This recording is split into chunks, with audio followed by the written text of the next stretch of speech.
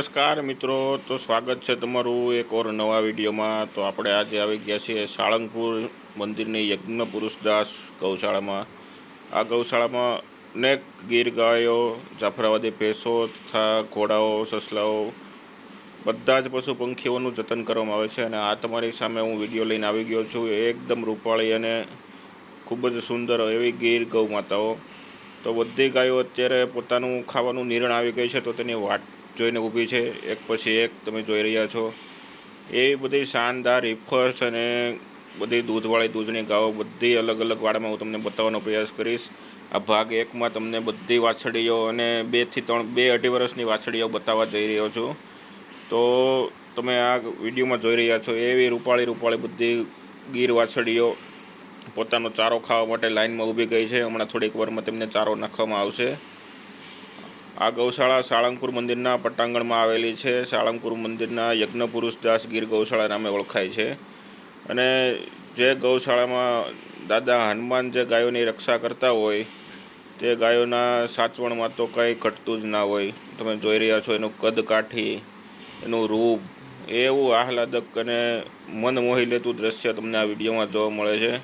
તો વિડીયોમાં અંત સુધી બન્યા રહેજો મિત્રો। તો આપણે આગળ વિડીયોમાં તમને બધી ગાયો બતાવવાની છે, બધી ગાયોના અલગ અલગ વિભાગ બતાવવાના છે। અલગ અલગ જે સાળંગપુરના પ્રખ્યાત ગીર નંદી અને જાફરાવાદી પાડાઓ છે તમને બતાવવાના છે।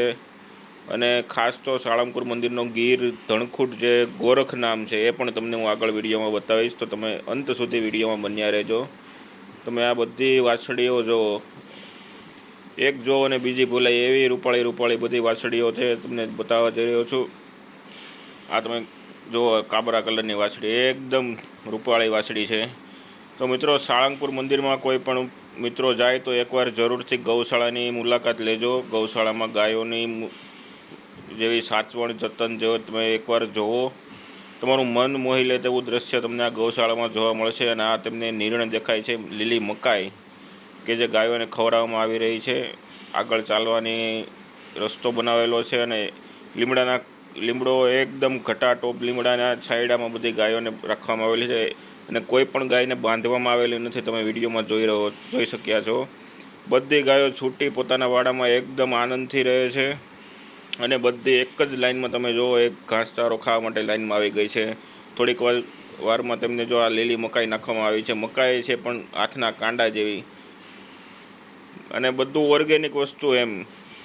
આ તમે ગાયની આમ હારમાળા જોવો, એટલી શિસ્તબદ્ધ રીતે ઊભેલી બધી ગાયો તમે જોવો, એક જ સરખી રીતે લાઇનમાં ઊભેલી છે। અને બધી જ પોતાના ખોરાકની વાટે છે કે આગળ અમને નિરણ નાખવામાં આવશે એટલે અમે ખાઈએ। તો મિત્રો, આવી જ રૂપાળી ગાયો બધા અલગ અલગ વાડામાં હું તમને દર્શન કરાવીશ બધી ગૌ માતાના। અને આપણે છેલ્લે જાફરાવાદી પશુધન પણ તમને બતાવવું છે। તો વિડીયોમાં બધા જ વિડીયોના પહેલો ભાગ છે, આવી જ રીતે વિડીયોના અલગ અલગ ભાગ આવતા રહેશે, તમે જોતા રહેજો। અને દરરોજ સાંજે 7 વાગે સાળંગપુર મંદિર યજ્ઞ પુરુષદાસ ગૌશાળાનો એક ભાગ આવી જશે। તો બધા જ મિત્રો, જે લોકોએ ચેનલ સબસ્ક્રાઈબ ના કરી હોય તો સબસ્ક્રાઈબ કરી નાખે, અને જે લોકોએ શેર ના કરેલી હોય તો શેર પણ કરી નાખે। આપણી ચેનલમાં તમને બધી અલગ અલગ જગ્યાની ગૌશાળા તેમજ બધી અલગ અલગ માહિતી મળશે પશુપાલક વિશેની। પાછળ તમે લીમડાના વૃક્ષ જો, એની પાછળ તેની ગાયોને બાંધવાની જગ્યા છે, એવું આલિશાન બધું તૈયાર કરેલું છે।